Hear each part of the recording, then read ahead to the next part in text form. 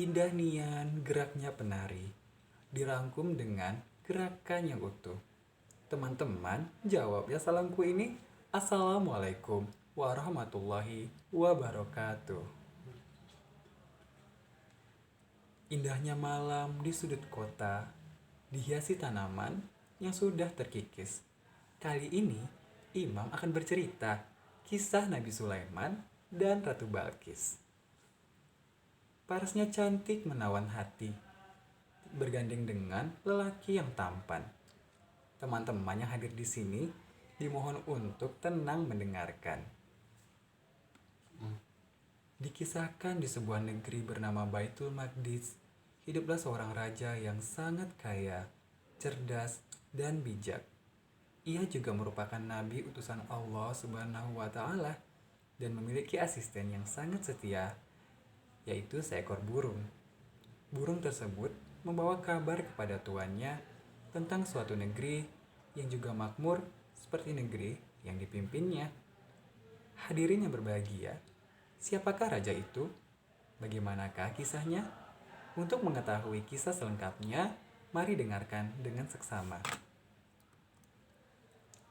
Kisah ini bermula di negeri yang bernama Baitul Maqdis yang dipimpin oleh seorang raja yang cerdas, arif, dan bijaksana. Ia juga merupakan nabi utusan Allah yang diutus untuk berdakwah. Beliau memiliki kerajaan yang sangat besar dan megah. Bala tentaranya tidak hanya dari kalangan manusia saja, melainkan juga bangsa jin dan bangsa hewan. Raja Sulaiman namanya. Memiliki asisten yang setia, yaitu burung hudhud.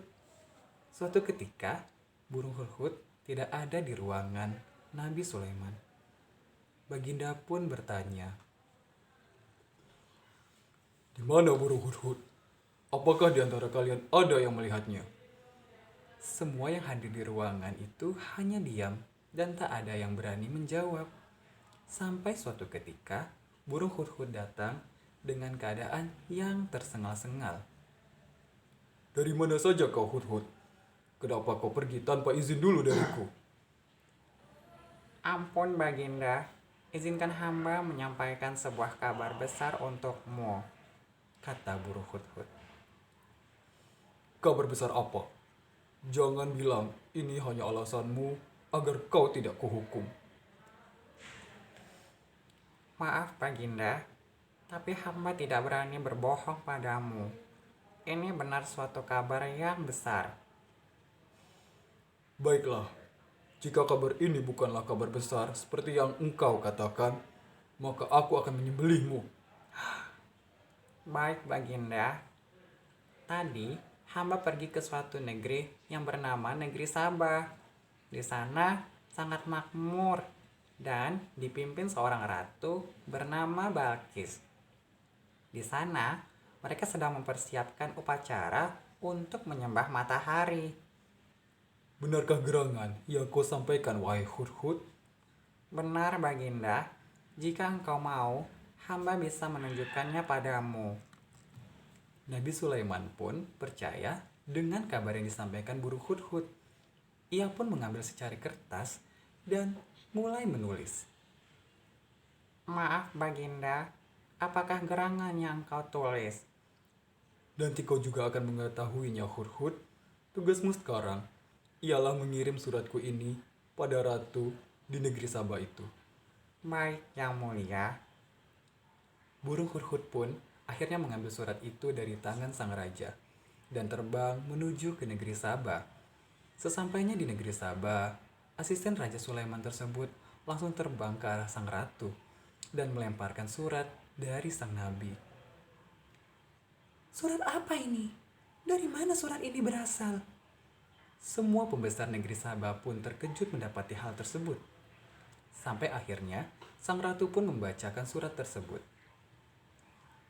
"Surat ini dari Sulaiman, dan sesungguhnya surat itu berbunyi, dengan nama Allah yang Maha Pemurah dan Maha Penyayang, bahwa janganlah kamu sekalian sombong terhadapku, dan datanglah kepadaku sebagai orang-orang yang berserah diri." Quran Surah An-Naml ayat 30-31. "Surat macam apa ini?" Siapa Allah yang dimaksud dalam surat ini? Para penasihat sang ratu geram mendengar isi surat tersebut. Mereka menyarankan untuk menyerang kerajaan Baitul Maqdis. Namun, pemimpin negeri Sabah tersebut tidak menyetujuinya dan memutuskan untuk mendatangi langsung kerajaan Nabi Sulaiman.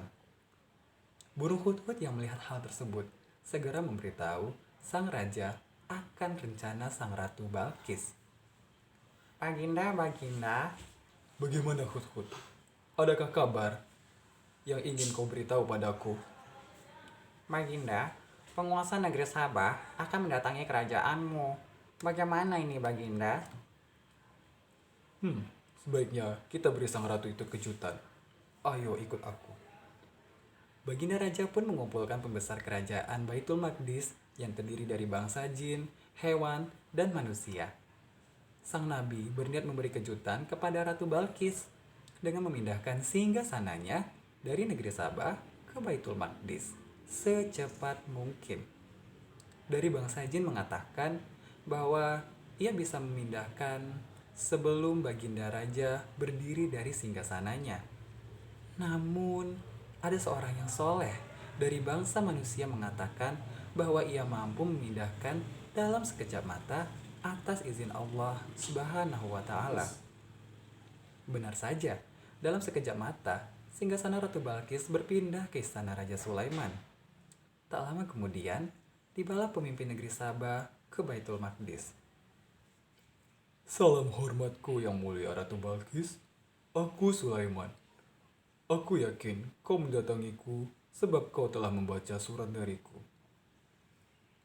Terima kasih yang mulia Raja Sulaiman. Aku dengar kekuasaanmu cukup besar, makanya aku datang kemari. Maha suci Allah yang telah memberiku anugerah ini. Kalau begitu, silakan masuk yang mulia Ratu. Ratu Balkis pun masuk ke istana Baitul Maqdis. Dan betapa terkejutnya sang ratu melihat singgasananya di kerajaan Raja Sulaiman. Tidak mungkin. Bagaimana bisa singgasanaku ada di sini? Ini pasti hanya mirip saja. Benar kan yang mulia?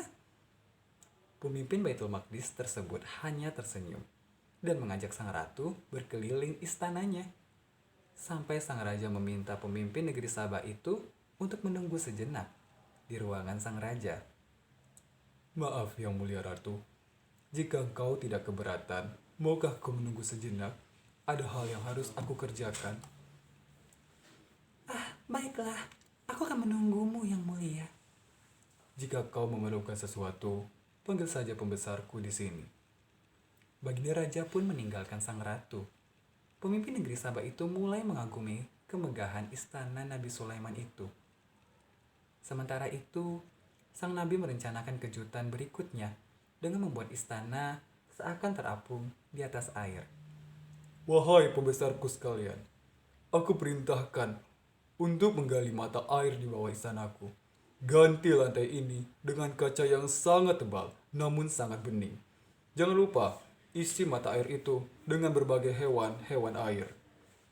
Para pembesar kerajaan Baitul Maqdis dari bangsa jin mengerjakan perintah sang raja. Dalam sekejap, istana Raja Sulaiman disulap seperti berada di atas air. Ia pun memerintahkan satu pembesarnya untuk mengundang Ratu Balkis ke tempat tersebut. Dan sesampainya di ruangan itu, pemimpin negeri Sabah itu menyingsingkan pakaiannya.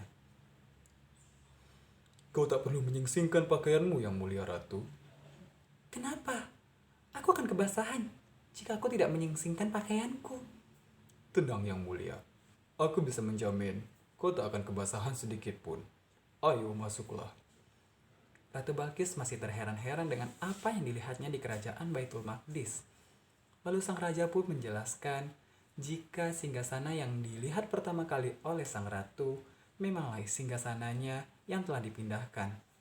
Dan istana terapung ini hanyalah ilusi mata dari cermin tebal yang sangat bening, yang di bawahnya telah dibuat sungai dan diisi oleh hewan-hewan air. Raja Sulaiman yang sekaligus merupakan nabi utusan Allah itu menjelaskan jika semua ini terjadi atas izin Allah Subhanahu wa Ta'ala, dan ia mengajak sang ratu dan pengikutnya untuk tidak menyembah matahari dan menyembah Allah, Tuhan yang menciptakan matahari. Pemimpin negeri Sabah itu pun luluh dan akhirnya memutuskan untuk beriman kepada Allah. Kesimpulan yang dapat kita ambil, Allah telah mengaruniakan ilmu dan kelebihan yang amat banyak kepada Nabi Sulaiman. Namun kelebihannya itu tidak membuat Nabi Sulaiman lupa diri. Ia menggunakannya untuk berdakwah. Salah satunya adalah untuk menyadarkan Ratu Balkis dari kesesatannya. Nabi Sulaiman berhasil mengajak Ratu Balkis dan pengikutnya untuk menyembah Allah Subhanahu wa Ta'ala. Akhirnya, Nabi Sulaiman memperistri Ratu Balkis dan mereka pun hidup bahagia. Tali temali, bahan menganyam. Jual ke kota, banyak untungnya. Cukup di sini cerita dari Imam. Semoga kita bisa mengambil hikmahnya. Wassalamualaikum warahmatullahi wabarakatuh.